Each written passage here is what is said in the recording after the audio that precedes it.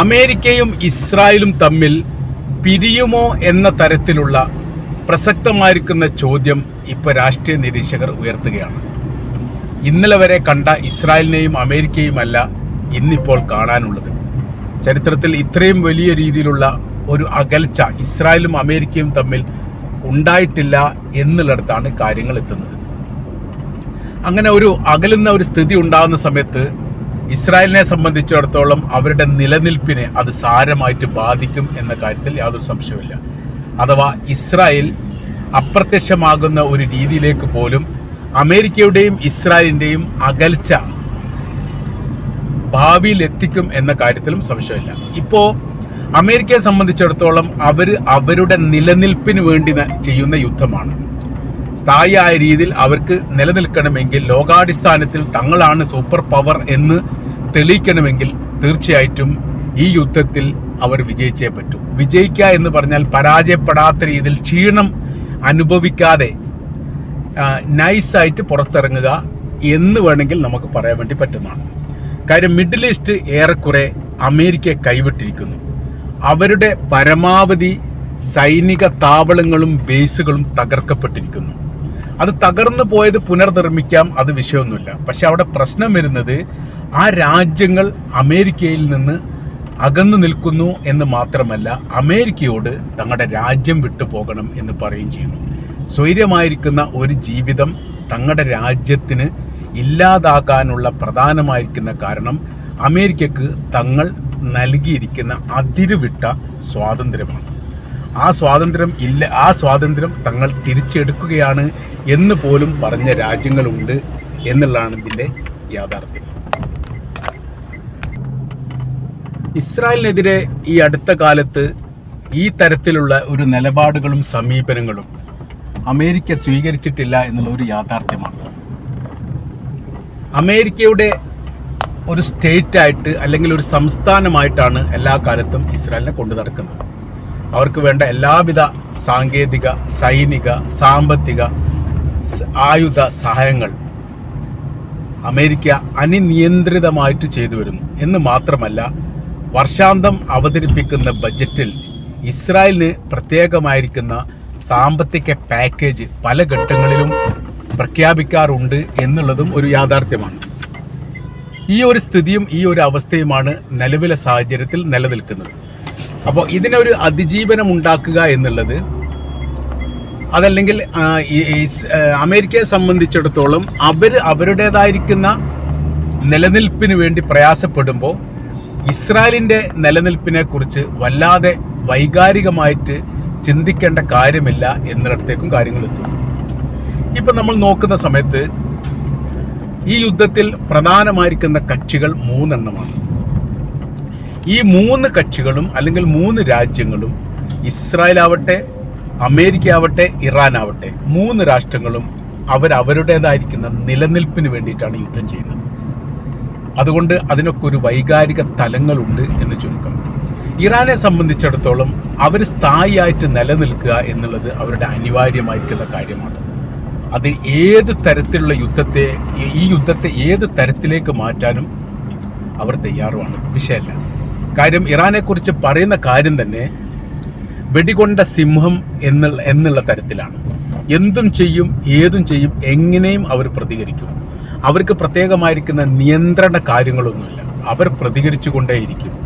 അപ്പോൾ അതുകൊണ്ട് തന്നെയാണ് ലോകത്തിലെ ഏറ്റവും വലിയ സൂപ്പർ പവറായിരിക്കുന്ന അമേരിക്കയുടെ ഏകദേശം 100-ലധികം സൈനിക ബേസുകൾ തകർക്കപ്പെട്ടിട്ടുണ്ട് എന്ന് പറയുന്നത് നിസ്സാര കാര്യമല്ല.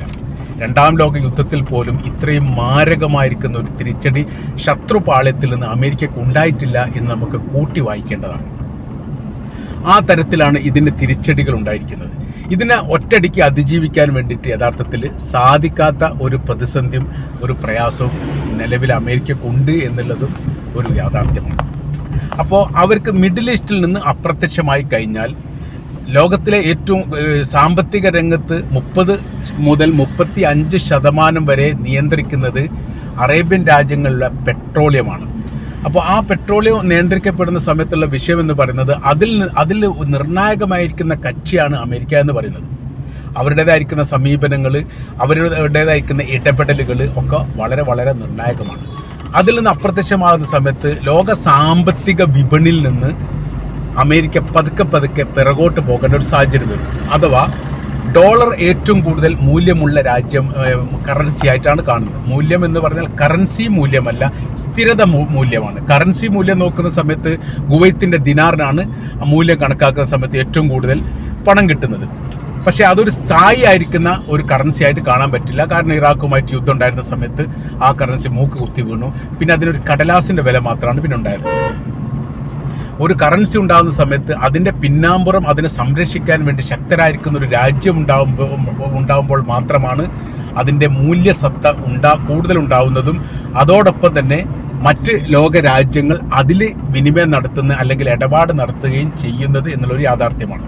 അങ്ങനെ നോക്കുന്ന സമയത്ത് ഡോളർ തന്നെയാണ്. അപ്പോൾ ഡോളറിൻ്റെ മൂല്യം നാൾക്ക് നാൾ ഉയരാൻ വേണ്ടിയിട്ട് പ്രധാനമായിരിക്കുന്ന കാരണം അറേബ്യൻ രാജ്യങ്ങൾ വിൽപ്പന നടത്തുന്ന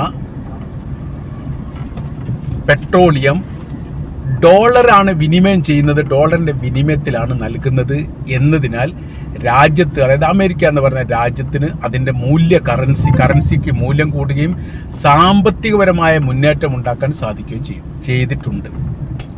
ഇപ്പോഴത്തെ സാഹചര്യ അവസ്ഥകൾ നോക്കുന്ന സമയത്ത് ഇറാൻ ആദ്യം തന്നെ ഒരു വെടി പൊട്ടിച്ചിട്ടുണ്ട്. അത് ഭയങ്കരമായിരിക്കുന്ന ഒരു വെടിയാണ്. പിന്നീടാണ് അത് ഈ രാഷ്ട്രീയ നിരീക്ഷകരും രാഷ്ട്ര ഭരണാധികാരികളും അതിൻ്റെ ഗൗരവം മനസ്സിലാക്കിയത്. അവർ പറഞ്ഞിരിക്കുന്ന കാര്യം ഇങ്ങനെയാണ്: പെട്രോളിയം വിൽപ്പന നടത്തുന്ന അറേബ്യൻ രാജ്യങ്ങൾ ശ്രദ്ധിക്കണം, നിങ്ങൾ ഒരിക്കലും നിങ്ങളുടെ പെട്രോളിയം ഡോളർ കറൻസിയിൽ വിനിമയം ചെയ്യാൻ പാടില്ല. നിങ്ങൾ വിൽക്കുന്ന സമയത്ത് ഒന്നുകിൽ നിങ്ങളുടെ കറൻസിയിൽ തന്നെ വിനിമയം നടത്തുക, അതല്ലെങ്കിൽ ചൈനയുടെയോ റഷ്യയുടെയോ അല്ലെങ്കിൽ യൂറോപ്യൻ കറൻസിയിലോ വിനിമയം നടത്തണം എന്നവർ പറഞ്ഞു വെക്കുന്നുണ്ട്. അതൊരു പ്രധാനമായിരിക്കുന്ന ഒരു പോയിന്റ് തന്നെയാണ്. അങ്ങനെ ആ സമയത്ത് ഇറാൻ അത് ആരംഭിക്കുകയും ചെയ്തു. ചൈനയും ഇറാനും തമ്മിലുള്ള ബന്ധത്തിൻ്റെ അടിസ്ഥാനത്തിൽ ഇറാൻ ചൈനയ്ക്ക് വിൽപ്പന നടത്തപ്പെട്ട പെട്രോളിയം അല്ലെങ്കിൽ ഗൂഡ് ഓയിലിന് അവർ വാങ്ങിയ കറൻസി എന്ന് പറഞ്ഞാൽ അവരുടെ ഈ ചൈനീസ് കറൻസിയാണ്, യുവാൻ എന്ന് പറയുന്ന കറൻസിയാണ് വാങ്ങിയത്. അങ്ങനെ ഉദ്ഘാടനം നിർവഹിച്ച സമയത്ത് മറ്റ് അറേബ്യൻ രാജ്യങ്ങൾക്കും ഇതിനോട് താല്പര്യമായി. ആ രീതിയിലാണ് ഇവിടുത്തെ വിഷയങ്ങൾ പോകുന്നത് എന്ന് ചുരുക്കം. അപ്പോൾ അമേരിക്കയെ സംബന്ധിച്ചിടത്തോളം അവരുടെ നിലനിൽപ്പിന് വേണ്ടിയിട്ടുള്ള യുദ്ധമാണ്. അതുകൊണ്ട് തന്നെ ഇസ്രായേലുമായിട്ട് ഉടക്കിയാലും പ്രശ്നമില്ല എന്നുള്ളത്. ഇനി നമ്മൾ ഇസ്രായേലിലേക്ക് പോകുന്ന സമയത്ത് ഇസ്രായേൽ ചെയ്യുന്ന യുദ്ധവും അവരുടെ നിലനിൽപ്പിന് വേണ്ടിയിട്ടുള്ള യുദ്ധമാണ്.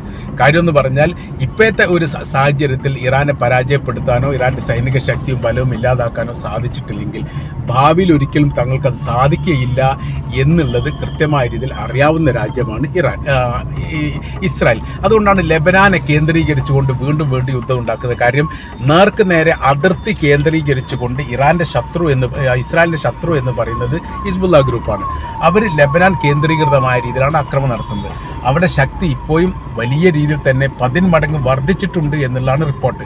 ഇത് പ്രയാസം ഉണ്ടാക്കുന്ന ഒരു കാര്യമാണ്. അതുകൊണ്ട് ഈ ഇടപാട് ഇല്ലാതാക്കണമെങ്കിൽ എന്ത് ചെയ്യണം? ഹിസ്ബുള്ള ഗ്രൂപ്പിൻ്റെ സൈനിക ശക്തി ചെയ്യിക്കണം. ഹിസ്ബുള്ള ഗ്രൂപ്പിൻ്റെ സൈനിക ശക്തി എന്ന് പറഞ്ഞാൽ ഇറാൻ്റെ ശക്തിയെ ആശ്രയിച്ചുള്ളതാണ്. അങ്ങനെ ആ സമയത്ത് അത് ഇറാനിലേക്ക് ഒരു ചൂണ്ട് പലകയായിട്ട് തന്നെ ഇസ്രായേൽ കാണുന്നുണ്ട്. അപ്പോൾ ഇവിടെ ലെബനാനെ പരാജയപ്പെടുത്തുക, ലെബനാനിലെ സൈനികമായിരിക്കുന്ന ശക്തി ക്ഷയിപ്പിക്കുക എന്നുള്ളത് അനിവാര്യമായിരിക്കുന്ന കാര്യമായിട്ട് തന്നെ ഇസ്രായേൽ വിലയിരുത്തുന്നു. അതുകൊണ്ട് അത് നിലനിൽപ്പിൻ്റെ വിഷയമാണ്. ഇനി ഇറാനെ സംബന്ധിച്ചിടത്തോളം ഇറാൻ്റെ ഭരണമാറ്റം ഉണ്ടാക്കുക, പുതിയ ഭരണ സംവിധാനം വരിക, അങ്ങനെ തുടങ്ങിയിരിക്കുന്ന ഭയാനകരമായിരിക്കുന്ന പ്രഖ്യാപനവും നിലപാടുകളും ഒക്കെയാണ് അമേരിക്കയുടെ ഭാഗത്തുനിന്നുണ്ടാകുന്നത്. അതുകൊണ്ട് അവരെ സംബന്ധിച്ചിടത്തോളം അവരുടെ നിലനിൽപ്പിന് വേണ്ടിയിട്ടാണ് അവർ യുദ്ധം ചെയ്യുന്നത്. നമ്മൾ പറഞ്ഞു വരുന്നത് 3 രാജ്യങ്ങളും അവരുടേതായിരിക്കുന്ന നിലനിൽപ്പിൻ്റെ യുദ്ധമാണ്. അതുകൊണ്ടാണ് ഈ ഒരു സമാധാന പ്രക്രിയയിലേക്ക് ഈ കാര്യങ്ങൾ എത്താത്തതും ഒരുപാട് സമാധാന ചർച്ചാ സംബന്ധമായ കാര്യങ്ങൾ നടന്നിട്ടും ഇതൊരു പൂർത്തീകരണം കിട്ടാത്തതും അതിനാൽ തന്നെയാണ്. ഇറാൻ പരാജയപ്പെടുക എന്നുള്ളത് അമേരിക്കയുടെയും ഇസ്രായേലിൻ്റെയും ആവശ്യമാണ്. അതിനുള്ള എല്ലാ രീതിയിലുള്ള ശ്രമങ്ങളും അവർ നടത്തിയിട്ടുണ്ട് എന്നുള്ളത് നമുക്കറിയാവുന്നതാണ്. ഈ അമേരിക്ക പരാജയപ്പെടുക എന്നുള്ളത് ഇറാനെ സംബന്ധിച്ചിടത്തോളം അവരുടെ നിലനിൽപ്പിൻ്റെ വിഷയമാണ്. അതോടൊപ്പം തന്നെ ഇസ്രായേൽ പരാജയപ്പെടുക എന്നുള്ളത് അറേബ്യൻ രാജ്യങ്ങളുടെ സുരക്ഷിതത്തിന് ആവശ്യമാണ്. അറേബ്യക്ക് സുരക്ഷിതത്വം ഇറാൻ ഒരുക്കി കഴിഞ്ഞാൽ ഭാവിയിൽ അമേരിക്ക എന്തൊക്കെയാണോ അറേബ്യൻ രാജ്യങ്ങളിൽ ചെയ്യുന്നത് ആ പ്രവർത്തനങ്ങൾ ചെയ്യാൻ വേണ്ടി ഇറാന് സാധിക്കും. അങ്ങനെ ഒരു സ്ട്രാറ്റജിയും ഈ വിഷയമായിട്ട് ബന്ധപ്പെട്ടുണ്ട് എന്നാണ് നമ്മൾക്ക് മനസ്സിലാക്കാൻ വേണ്ടിയിട്ട് സാധിക്കുന്നത്.